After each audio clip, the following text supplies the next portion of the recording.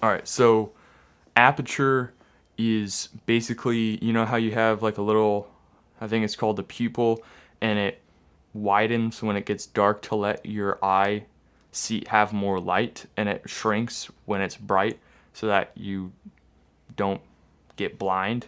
That's what the aperture does on a camera. So when it's at f16, the hole is very very small, so the sensor of your camera gets only a little bit of light, which allows you to shoot in the sunlight when it's very very bright.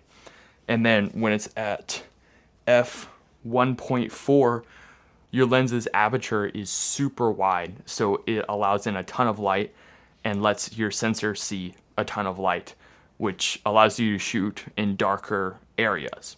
Another thing the aperture does is, I don't know the science behind this, but if you have like an f1.4, when it's very very wide open, it gives you a much shallower depth of field. See how I'm in focus but the background is all blurry? That's because of aperture.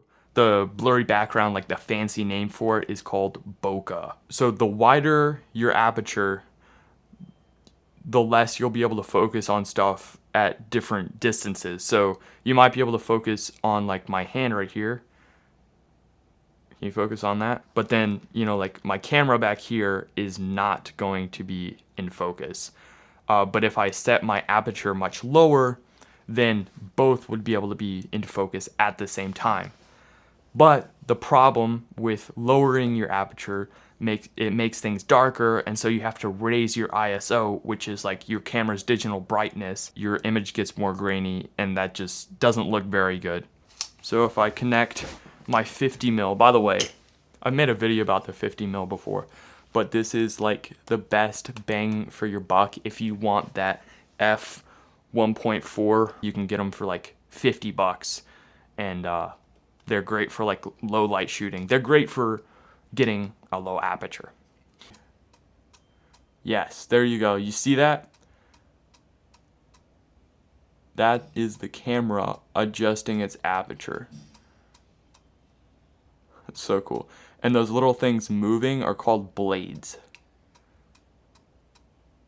Sometimes it's a little bit distracting when you keep it at its lowest at like f1.4, because then your camera's autofocus is really just like jumping and skipping around. So I find like f4 is the best for like everyday shooting and like YouTube videos like I'm filming right now. Right now we are on the 50 mil lens. See how like if I just move the book a little bit back, it's completely out of focus. That's that shallow depth of field, because we're at f1.8 right now.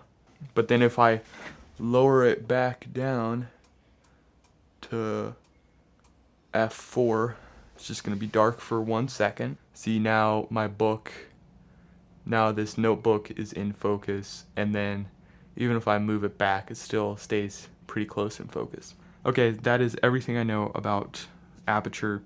Thank you guys for watching. Get out there and start creating. God bless.